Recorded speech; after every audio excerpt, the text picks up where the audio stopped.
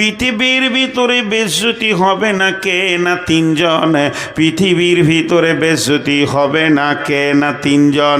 একজন হচ্ছে কে, ওয়ালিল্লাহিল ইজ্জাতু ওয়ালি রাসূলি ওয়ালিল মুমিনিন। আর ইজ্জতের মালিক হলো আল্লাহ, দ্বিতীয় হলো ইজ্জতে আমার পানেওয়ালা কে না রসুল। আর সারা পৃথিবীতে যত মুমিন থাকবে এরা কোনো দিন বেজ্জতি হবে না, এরা কোনো দিন বেজ্জতি হবে না। মুমিন কোনো দিন বেজ্জতি হবে না, কোরআন বলেছে। আবার মুমিন যদি বেজ্জতি হয় তাহলে কোরআনকে আপনি আমি মিথ্যা বলে ফেলবো, নাউজুবিল্লাহ। কোরআনের একটা অক্ষর মিথ্যা নয়, কোরআনের একটা জের মিথ্যা নয়, কোরআনের একটা জাবার মিথ্যা নয়। এবং যিনি কোরআন রচনা করেছেন তিনি আমার আল্লাহ। আর সেই আল্লাহ পৃথিবীর পজিশন বলে দিচ্ছেন, ওয়ালিল্লাহিল ইজ্জাতু ওয়ালি রাসূলি ওয়ালিল মুমিনিনা ওয়ালাকিন্নাল মুনাফিকুনা লা ইয়াফকাহুন। কিন্তু মুনাফিকরা তা বুঝতে পারবে না। এখানে সম্মান পাবে কে? আল্লাহ পাবে, রসুল পাবে এবং মুমিন সম্মান পাবি।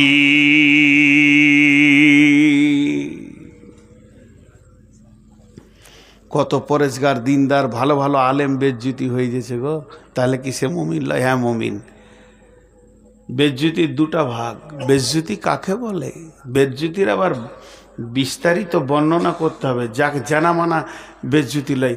আমার গালে কেউ একটা পরাত করে মেলে দিল এখান থেকে এসে, এটা বেজ্জতিও হতে পারে, ইজ্জতও হতে পারে। রসুলও মার খেয়েছেন। যদি ওইটা হয় দিনের জন্যে তো ওটার নাম হচ্ছে ইজ্জত। আমি যে মারটা খেলাম, অঙ্ক করতে হবে কেন খেলাম, আল্লাহর জন্যে না রসুলের জন্যে? যদি আল্লাহ, রসুল, কোরআন, দিন, ইসলামের জন্য আমার মাঠটা পড়ে, এই যে যারা জালসা কমিটি আছে বা মাদ্রাসা কমিটি বা জালসার কমিটি, এরা কম খায় না। তো এটা যদি আল্লাহ এবং রসুলের জন্য হয় তাহলে এটা ইজ্জত। আর যদি দুনিয়া পার্থিব লাভের জন্য থাপ্পড়টা হয় তো ওটার নাম বেজ্জত। ইজ্জত আর বেজ্জতের তফসির করে দিলাম। তো এটা ইজ্জতের জায়গা, মুমিন তো ইজ্জত পাবি। মুনাফিকরা বুঝতে পারবে না। আল্লাহ বলছে মুনাফিকরা বুঝতে পারবে না।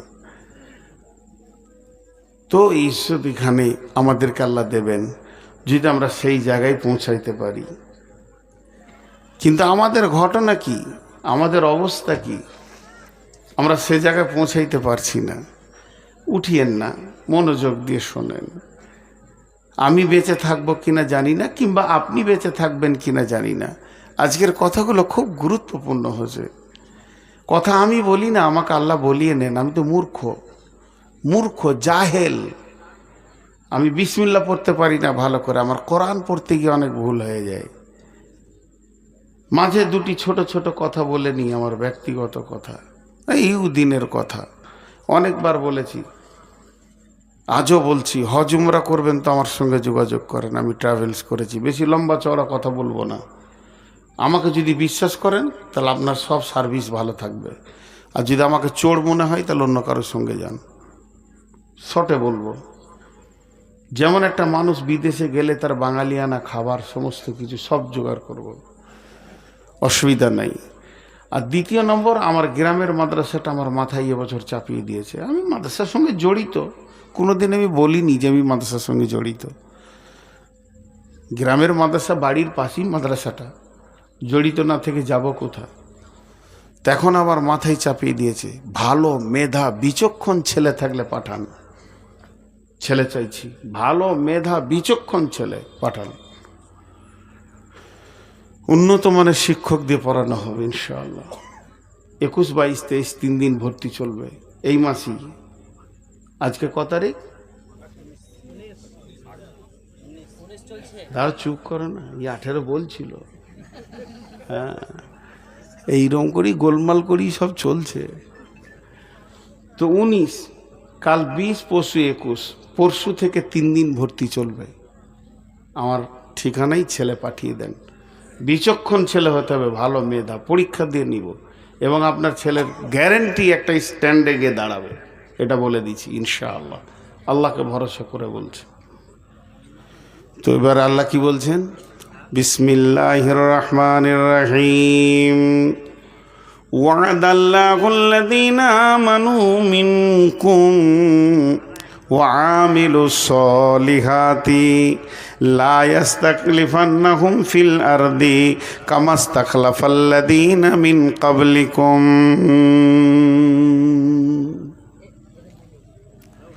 ওয়াদাল্লাহুল্লাযীনা আমানু মিনকুম ওয়াআমিলুস সলিহাতি লা ইস্তাখলিফান্নাহুম ফিল আরদি কামা ইস্তাখলাফাল্লাযীনা মিন ক্বাবলিকুম। আল্লাহ নিজেই বলছেন, হে আমার গোলামের দল, এবার তোদেরকে বাঁচার রাস্তা কি বলছি শোন।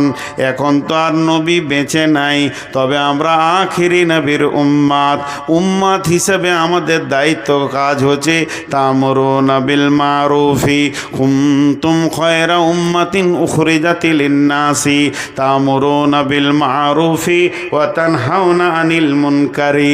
এক কাজ কর, তোরা বাড়ি থেকে বের হয়ে যা আর একে অপরকে রিপেয়ার করেলে যতগুলি টিউ আছে কোনোটাই যেন লিক না থাকে। একজন আরেকজনকে বলবো, ভাই দাড়ি ছেড়ে দাও আর দাড়ি কাটিও না, মোচকে ছোট করো তবে একদম চেঁচে ফেলে দিও না। আর একজনকে বলবো, ভাই জুয়া ছেড়ে দাও, চুরি করিও না, খবরদার তুমি সুদ খাইও না।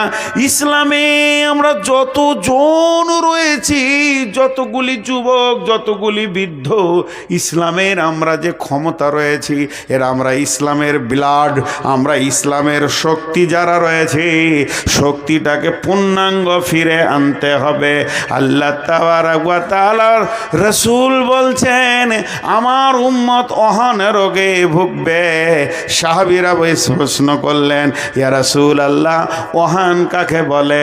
আল্লাহর নবী বললেন, হুব্বুদ দুনিয়া কারাহিয়াতিল মত। তাদের ভিতরে দুনিয়ার প্রেম জমে যাবে, মতকে তারা ঘৃণা করবে, মরতে চাইবে না। এটাই হলো বড় রোগ। আর সাহাবীরা বলতেন, ইয়া রাসূলুল্লাহ, আমার নামটা জিহাদের ময়দানে ফার্স্ট লিস্টে দিয়ে দেন। বন্ধুরা আমার, এই রকম ধরনের আমাদের ভিতরে অহন এসে গেছে। ঘর বাড়ি ঐশ্বর্য দোকানদানি ছেড়ে যেতে মন চাইছে না। কিন্তু আমার নবী বলছেন, এই রোগ যদি থাকে তাহলে তুমি কোনো দিন বিজয়ী হতে পারবে না। এরপরে হলো ঘটনা কি? আল্লাহ তাবারক ওয়া তাআলা বলছেন, এক কাজ কর, তোদের সঙ্গে আমি ওয়াদা করছি, তোরা আগে লিখগুলো মার। আল্লাযীনা আমানু ওয়া হাজারু ওয়া জাহাদু ফি সাবিলিল্লাহি বিআমওয়ালিহিম ওয়া আনফুসিহিম। তোরা এক কাজ কর, নিজের বাড়ি থেকে বের হ আর লিখগুলো মারতে শুরু কর। যখন তোরা সকলে লিখ মেরে একটা ময়দানে এসে দাঁড়িয়ে যাবি, 100% ইমানের ময়দানে দাঁড়িয়ে যাবি, তখন তোদের মতো বুলেটিন বোম আর পৃথিবীতে কেউ হবে না। তোদেরকে চাই না ক্ষেপণাস্ত্র, তোদেরকে চাই না আপনার কিনা, তোদেরকে চাই না পরমাণু, তোদের শুধু চায় আল্লাহ। আল্লাহকে সঙ্গে নে, রসুলকে সঙ্গে নে, মুষ্টির ভিতরে পৃথিবীটাকে এনে দিব। সারা দুনিয়া তোরাই শাসন করবি, কিন্তু এক কাজ কর, প্রথমে আমলের লিকগুলোকে মেরেলে আল্লাহ রাজি হয়ে যাবে। চেহারাতে চরিত্রে রসুলকে নিয়ে চলে আয়, তারপরে তুই একটা বুলেট হয়ে যাবি। আমার আল্লাহ বলছেন, ওয়াদাল্লাহুল্লাযীনা আমানু, হে ঈমানদার, তোমাদের সঙ্গে আমি আল্লাহ ওয়াদা করছি। ভাইরা আমার, আল্লাহর ওয়াদা কোনোদিন মিথ্যা হতে পারে না, পারে না, পারে না, পারে না। আমি ওয়াদা করছি আগামী বছর আবার আসবো, কিন্তু আমাকে ইনশাআল্লাহ বলতে হবে। যদি আল্লাহ তৌফিক না দেয়,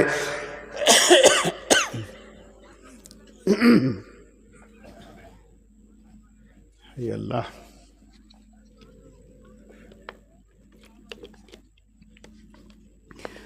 আমার ওয়াদা ফেল হয়ে যেতে পারে। আমি ওয়াদা করছি, সকালবেলায় আমি লালগোলা যাব, দেখা যাচ্ছে নদী পার হয়ে চলে গেলাম কাবিলপুরে। তার মানে হচ্ছে আমার ওয়াদার ভিতরে আমার রব কন্ট্রোল করবেন, তার তৌফিক না হলে ওয়াদা পূরণ হবে না। কিন্তু একটা জন এমন আছে, যা ওয়াদা করবে তা পূরণ হয়ে যাবে, তিনি হলেন আল্লাহ। সেই আল্লাহ ওয়াদা করছেন, এই ওয়াদাটা কোনো আলেমের নয়, কোনো মৌলানার নয়, কোনো মুফতির নয়, কোনো মুহাদ্দিসের নয়, কোনো ফেরেশতার নয়, কোনো নবীর নয়, স্বয়ং আল্লাহ ওয়াদা করছেন। ওয়াদাল্লাহুল্লাযীনা আমানু ওয়া আমিলুস ওয়াদাল্লাহুল্লাযীনা আমানু মিনকুম, যারা ঈমানদার তাদের সঙ্গে আল্লাহ ওয়াদা করছেন ওয়া আমিলুস সলিহাতি, তোরা ভালো আমল কর, তোরা ঢুকে যা আমার আওতাভুক্ত, তোরা চলে আয়। তাহলে কি হবে?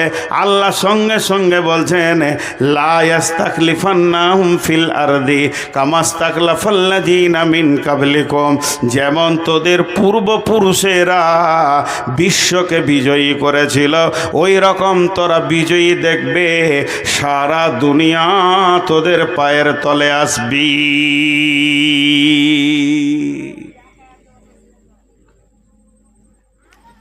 রোম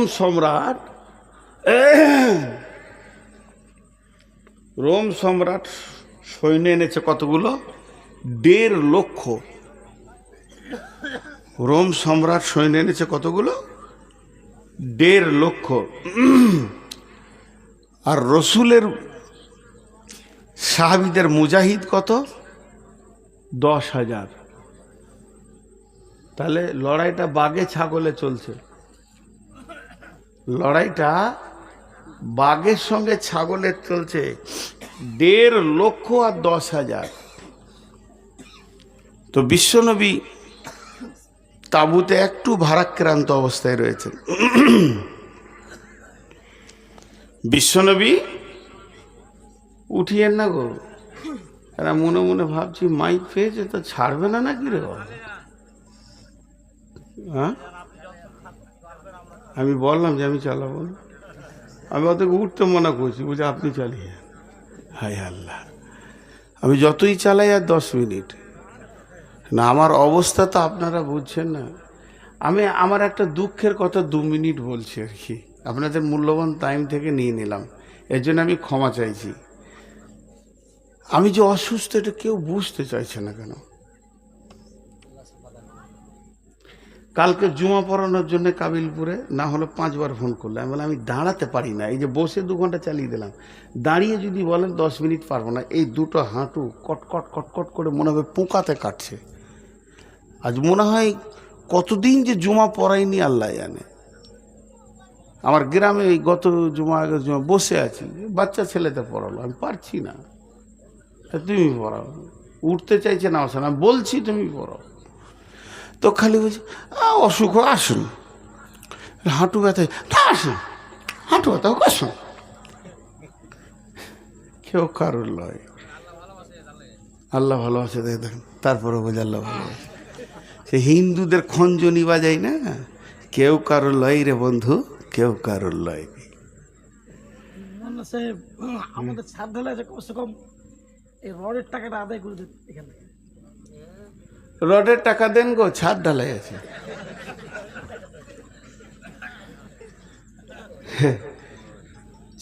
96 বছর বুড়িকে যদি বলা হয় যে আর 2টো ছেলেদের চাচা বলবো, হবে? কথা বলে না? আরে ভাই কিছু তো আসবে, কাজী ব্যাপার, ছেলে হবে ওর, হয়ে গেছে জি। বাস আমাকে দিয়েছো জালসার বার্ধক্য অবস্থায়, যৌবন অবস্থায় দিতে হবে, এটা পায়ে ধরে ধরে চিয়েছি। 22 বছর কেউ দেয়নি। যে বক্তার কথাতে মানুষ হৃদয় দিয়ে শোনে, ওকেই দিতে হবে। মেন টাইমে সব টাকাটা উজাড় হয়ে যাবে। কথা আমি ভুললাম, অথচ এর থেকে ডবল লোক বায়ান শুনতো, বায়ান কালেকশন ডবল হতো। হতে কি হতো না? মানুষ যাকে ভালোবাসে। এখন এই জালসার কাগজ কটা নিয়ে টোটাল হিসাব করে দেখা যাবে 60-70 হাজার টাকা কালেকশন। আর যারা দোকান নিয়ে এখন ঘর যেছে, ওদের যা ছিল শেষ। সব দোকানের হিসাব করে দেখেন 12 লক্ষ টাকা গিয়েছে। কিন্তু মেন টাইমে মেন বক্তাকে দিয়ে দামি কথাটাকে শুনিয়ে দিয়ে মুচড়ে টাকা নিয়ে নাও। 2টো বক্তা পকেটে ভরে রাখো, শ্রোতাকে বলো থাকবি তা এদের শোন, আর না থাকবি তা ঘর যা। রাত 2টা-2:30 পর্যন্ত জালসা চালাইতে তোমাকে কে বলছে? আমি প্রথমেই এগুলো বলতাম, কিন্তু বলছি না এই জন্য যে কথাটা তুমিই তুলেছ, আমি তুলিনি। 2টা-2:30 পর্যন্ত লোকগুলো বসে আছে পাগলা, তাই খ্যাপালো বলি বসে আছে, আর পকেট সব উজাড় হয়ে গেছে। জি এই আছি, আমি আছি, আমাকে ডাক, তুই বস, তুইও বস। হ্যাঁ যাবে যাবে, সবাই যাবে, এখন যাস না, আর খানিকক্ষণ, বেশি টাইম দিব না। এরপর আল্লাহর ওয়াদা দেখেন, 1.5 লক্ষ, একটা দুটো নয়, 1.5 লক্ষকে নিয়ে বাদশা হেরাক্লিস মুতার প্রান্তে হাজির হয়ে গেছে। আল্লাহর নবী নিয়ে গেছেন কজন? জোরে বলেন। 10,000। বিশ্ব নবী তাবুতে খালি মাথাটা এমনি করে নামাচ্ছেন, একটু চিন্তা করছেন যে 10,000 1.5 লক্ষর মোকাবেলায় কেমন করে লড়বে। বিশ্বনবীর এই অবস্থা দেখে হযরত উমর গেলেন। হযরত উমর বলছেন, ইয়া রাসূলুল্লাহ, ইয়া হাবিবাল্লাহ, আপনাকে চিন্তাযুক্ত লাগছে। নবীজি বলছেন, উমর রে, আজকের ময়দানের খেলটা কেমন হবে? রিজালকে আনবে, পতাকাকে তুলবে, ইসলামের পতাকা উঠবে না বেঈমানদের পতাকা উঠবে? হযরত উমর কাপড়ের আগালটা ধরে এমনি করে একটু টান মেরে বলছেন, ইয়া রাসূলুল্লাহ, আপনার 10,000 সাহাবীর ভিতরে 9,999কে রেস্ট নিতে বলেন, আমি একাই দেখছি। 1.5 লক্ষকে ময়দান ছাড়িয়ে দেব, একটা বাঘের হুঙ্কারে 1.5 লক্ষ ভেড়া রাস্তা খুঁজে পাবে না, কোন দিকে দৌড় মারবে। নবীজি বললেন, উমর, তোমার এত বড় সাহস কি করে হলো? নবীজি রিটার্ন বলছে, উমর রিটার্ন বলছেন, ইয়া রাসূলুল্লাহ, আপনি বলেছেন যাদের দিলে আল্লাহ আছে ওই দিলটা হলো জীবিত, আর যাদের দিলে আল্লাহ নাই ওই দিলটা হলো মুর্দা। আমি আল্লাহকে সঙ্গে নিয়ে এসেছি, আমার সঙ্গে রয়েছে আমার রসুল, আমি পূর্ণাঙ্গ জীবিত একটা শক্তিমান মানুষ ময়দানে দাঁড়িয়ে আছি মুতার প্রান্তে, আর 1.5 লক্ষকে আমি মুর্দা দেখছি, ওরা একটাও জীবিত লয়। যখনই যুদ্ধের মহড়া শুরু হলো, 1.5 লক্ষকে ময়দান ছাড়িয়ে দিয়ে বাদশা হিরাক্লিস একবারে রাজপ্রাসাদে নিয়ে সোনার মুকুটটাকে তুলে নিয়েছে মসজিদে নববীর বাইতুল মালে ছুঁড়ে ফেলে দিলেন। যে জামানায় সাহাবীদের একটা চেরাগ জ্বালানোর পয়সা ছিল না, সেই জামানায় কয়েক টন সোনা এনে হাজির করে দিলেন। এরকম ছিল তারা বীর। আমার বলে, আল খোদায় পায়া বিশ্ব বিজয়ী ছিল একদিন যারা, আল্লাহকে পাইয়া বিশ্ব বিজয়ী ছিল একদিন যারা, আল্লাহকে ছেড়ে ভীত পরাজিত আজ কেন তারা? এসে শয়তান ভোগ বিলাসের কাড়িয়া নিয়েছে ঈমান তাদের, এসে শয়তান ভোগ বিলাসের কাড়িয়া নিয়েছে ঈমান তাদের, আল্লাহর হারায়ে মুসলিম আজ হয়েছে সর্বহারা। এদের আর কেউ নাই, যেখানেই যেছে লাত খেয়েছে, যেখানেই যেছে তৃণমূল কংগ্রেস জিন্দাবাদ জিন্দাবাদ জিন্দাবাদ, মারলে বুক চেপে লাত, সিপিএমে ঢুকে পড়ে গেছে। হ্যাঁ, ইনকিলাব জিন্দাবাদ, চাচা তলায় তলায় ইমান চেঞ্জ করে নিয়েছে। সিপিএমে 4-5 দিন থাকতে থাকতে এমন করে ওর হাঁটু চেপে 2 বাড়ি মেরেছে, তারপরে ধীরে বিজেপিতে ঢুকে পড়েছে যে একবার ওকে দেখতেই হবে। কোথায় ইমান গেল নাই দেখে, শেষকালে কোথাও জায়গা পেয়েছে না, দেখছি চাচার লাশ ফিটার ক্যানেলের ধারে পড়ে আছে, মেরে দিয়েছে, জানেই শেষ করে দিয়েছে। আজকে অবস্থা মুসলিমদের তাই আমি এসেছি আপনাদেরকে একটু চেতনা ফেরাতে। আমি নিজেও চেতনা নিতে, আমি হাসাতে আসিনি। প্রথম থেকেই বলছি যে চেতনাটা একটু ফিরাই, চেতনাটা। কিন্তু এ জাতি এত গভীরে চলে গেছে, শেষ। মসজিদ আল্লাহু আকবার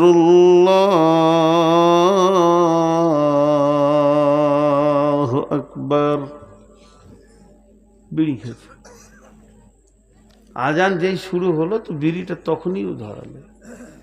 আহা, আল্লাহর হৃদয়টা কেমন হবে। আচ্ছা, আপনাদের এরকম হয়? আমার হয়। আমি তো মানুষ, আমি তো ফেরেশতালায়, আপনাদের যা হবে আমারও তাই হবে। ফোন করছি, রিং করছি, একবার, দুবার, তিনবার, চারবার, পাঁচবার, তুলছে না, রাগ লাগে। একজন বলেছে, আর বাকি আপনাদের রাগ লাগে না? যদি 5 বার আপনার বেটাকে ফোন করেন, লালগোলা পাঠিয়েছেন কোনো কাজে, হঠাৎ একটা কথা ভুলে গেছিলেন, তোর মায়ের ওষুধটা নিয়ে আসবি, হোয়াটসঅ্যাপে দিয়ে দিলাম প্রেসক্রিপশনটা, কিন্তু বেটা ফোন তুলছে না, যখন 20 বার হয়ে গেছে, তাহলে আপনার যদি এত রাগ হয়, আমার রব কত বছর তোমাকে ডাকছে মসজিদে, তুমি এখনো মসজিদে যাও না, আমার রবের রাগটা কেমন হবে। একটা আপনাদেরকে ইসরায়েলি ঘটনা শোনাচ্ছি। ইসরায়েলি ঘটনাগুলো জালও আছে, জয়ীপও আছে। বানি ইসরায়েলের ঘটনাগুলোর ভিতরে সহি বলা যাবে না, তারপরেও শোনাচ্ছি যে এখান থেকে জ্ঞান নেবেন। সেটা কি, নবী মুসা বলছেন, আল্লাহ আপনি কি রেগে যান? বলছে, হ্যাঁ আমি রেগে যাই রে মুসা। বলে, আপনার রাগ কেমন? বলে, আমার রাগ হচ্ছে যখনই দেখবি আমি আল্লাহ রেগে গেছি, পৃথিবীতে মৌসুম চেঞ্জ হয়ে যাবে। শীতের সময় শীত লাগবে না, শীত পেরিয়ে গেলে শীত লাগবে, বর্ষায় পানি হবে না, ভরপুর ধান কাটবি তখন ঝমঝম করে পানি হবে। আমি রব পৃথিবীর নিজামকে চেঞ্জ করে দিব। আমার পৃথিবীর নিজামটা আমার কলমে আমি এঁকেছি, আমার কলমে চলছে। এখানে সভাপতি আর কেউ নিজামটা এঁকেছে। নূর মোহাম্মদ কখন আসবে, মুদাসসির কখন আসবে, কিন্তু পৃথিবীর নিজামটা যিনি চালান, বৃষ্টি কখন হবে, রোদ কখন হবে, ফসল কখন হবে, এবছর আম কম হবে না বেশি হবে, কত পরিমাণে লাগবে, কত পরিমাণে লাগবে না, এটা সব নিজাম আমি চেঞ্জ করে দিব। আমাদের বর্ধমানে একবার খুব বন্যা হয়েছিল, এত বন্যা হয়েছে যে পাকা ধান কারো কাটার ক্ষমতা হয়নি, পাকিনি, থোড় হয়েছে, একদম মিসমার করে দিলে। খালি লোকের মুখে একটা কথা, এ বছর মানুষ খেতে হবে না, না খেয়ে দেবে, মনে হচ্ছে ওকে আল্লাহ দায়িত্ব দিয়ে দিয়েছে আর কি, আল্লাহ গোডাউনের চাবিটা ওর হাতেই দিয়ে দিয়েছে, খালি চোপা চালিয়ে যাচ্ছে। আমি আমার স্ত্রীকে নিয়ে বর্ধমানে ডাক্তারখানায় বসে আছি, আর ওই রকম 4-5 জন চোপা চালাইছে, এখন ডাক্তার আসেনি আর কি। না খেতে পারে না, আমাদের এলাকায় বাড়িঘর সব খেতে পারে। আমি বললাম, চুপ করবে, বেশি বকিস না, সহ্য করতে পারলাম না। সবাই ঠিক খেতে পাবে। আল্লাহ এটা কমিয়ে দিলে কেন? তোরা প্রতিদিন পেট কেটে বাচ্চা কমাচ্ছিস, মাল বেশি আসছিল, ওটা আল্লাহ কমিয়েছে। হ্যাঁ, যে কটা আছিস সে কটার মাল আল্লাহ রেখেছে। রুজি তো আল্লাহ দেনেওয়ালা, কোথা থেকে দেবে আল্লাহ জানে। জি, ইমাম আহমদ বিন হাম্বল কি বলেছে জানেন? ওনার কথা কত করা জানেন? ইমাম আহমদ বিন হাম্বল বলছেন, পৃথিবীটা যদি লোহার হয়ে যায়, আসমানটা যদি তামার হয়ে যায়, গোটা পৃথিবীটা লোহার, এক তিল মাটি নাই আর একটা ছোট ঘাস নাই। শটে বলেছেন উনি, পৃথিবীটা যদি লোহার হয়ে যায়, আসমানটা যদি তামার হয়ে যায়, তাহলে দুইটা মরে গেল।